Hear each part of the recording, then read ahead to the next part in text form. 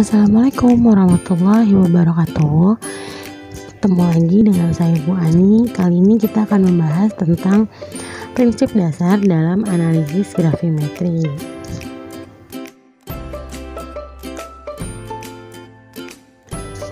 Di materi sebelumnya saya sudah pernah membahas tentang metode analisis kimia. Dibagi dua menjadi kualitatif dan kuantitatif. Nah, untuk kali ini grafimetri merupakan analisis kuantitatif secara konvensional, ya, atau kalau secara instrumentalnya itu dengan melakukan elektrografimetri.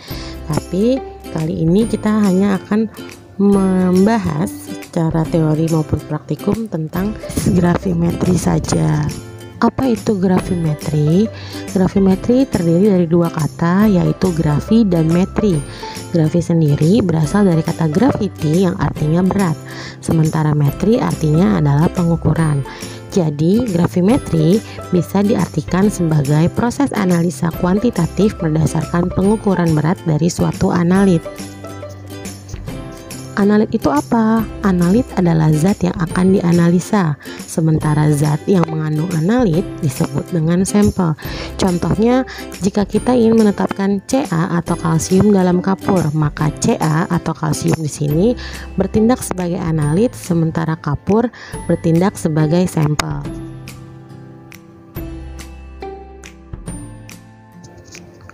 Proses grafimetri terbagi menjadi tiga. Yang pertama ada grafimetri secara penguapan, yang kedua ada grafimetri secara pengendapan, dan yang ketiga ada elektrografimetri. Untuk materi atau pelajaran kali ini di analisis grafimetri akan hanya membahas tentang grafimetri penguapan dan grafimetri pengendapan, karena nanti elektrografimetri akan dibahas di analisis kimia instrumen. Grafimetri penguapan, sampel direaksikan atau dipanaskan sehingga dia menjadi gas. Jadi kalau kita punya sampelnya padatan atau cairan dan kita melakukan analisis grafimetri penguapan, maka sampelnya harus dirubah dulu menjadi gas. Penimbangan gas yang keluar dapat secara langsung diserap oleh suatu reaksi terlebih dahulu atau secara tidak langsung, yaitu penimbangan bobot analit sebelum dan sesudah direaksikan.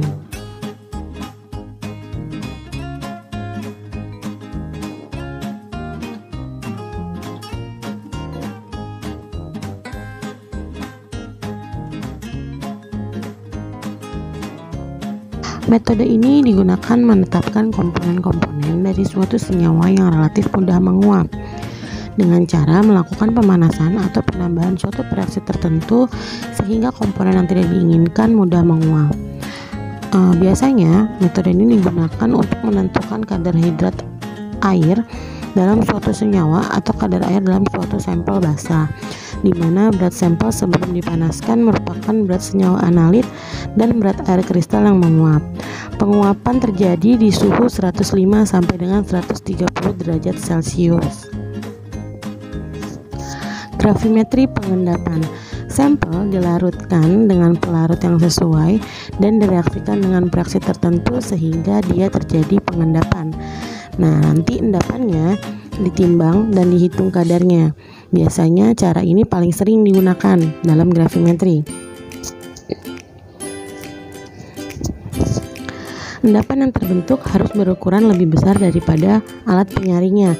Lalu endapan tersebut dicuci dengan larutan elektrolit yang mengandung ion dan dikeringkan pada suhu 100 sampai 130 derajat Celcius yang kemudian dipijatkan pada suhu 800 derajat Celcius.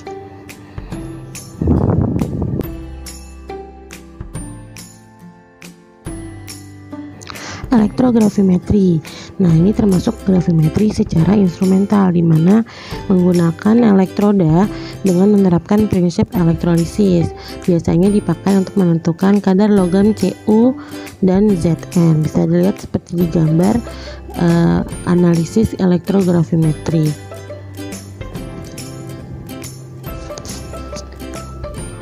Metodenya menggunakan prinsip elektrolisis, di mana terjadi reduksi antara ion logam terlarut sehingga menjadi endapan logam karena dialiri oleh listrik dengan tegangan dan waktu tertentu.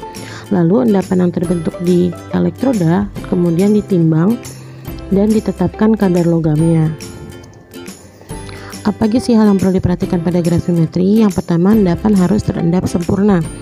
Ya, karena kita mau mengambil endapan, makanya endapannya harus terendap sempurna. Yang kedua, endapan harus tahu rumus molekulnya.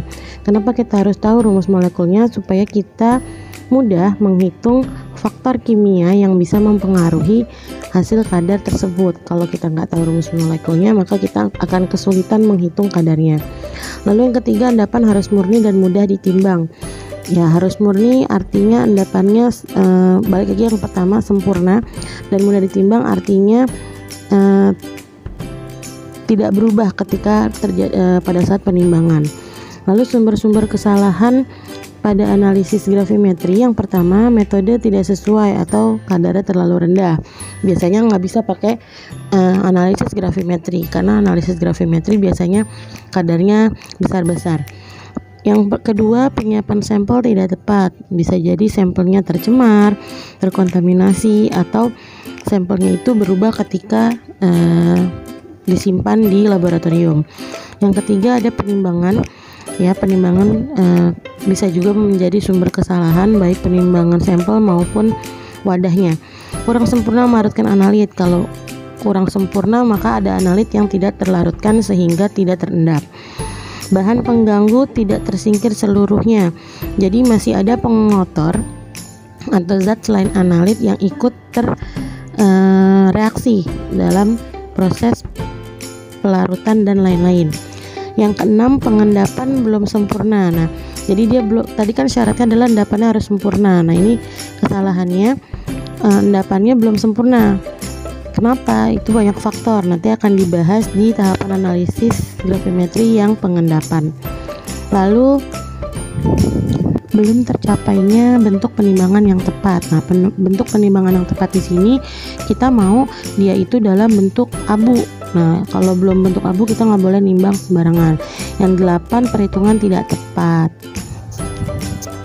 Sarana APD yang digunakan dalam analisis gravimetri secara umum diantaranya adalah kacamata pelindung, sarung tangan lateks, masker, jas laboratorium, sepatu tertutup, dan sarung tangan anti panas atau sarung tangan kain. Kenapa pakai sarung tangan kain? Ini khusus di gravimetri aja ya, karena ada proses pemanasan dan pemijaran yang menggunakan suhu api tinggi. Ya, ini gambaran kapan APD tersebut digunakan. Yang pertama, APD saat proses persiapan sampel dan bereaksi. Lalu pada saat proses pengendapan, pemisahan, dan penyaringan. Dan ini yang tadi saya bilang, sarung tangan kain digunakan pada saat proses mengambil krus atau cawan porselen dengan krustang yang sedang di oven dan dipijarkan. Sekian materi analisis gravimetri tentang prinsip dasar. Terima kasih. Sampai bertemu lagi di materi selanjutnya masih tentang analisis gravimetri. Wassalamualaikum warahmatullahi wabarakatuh.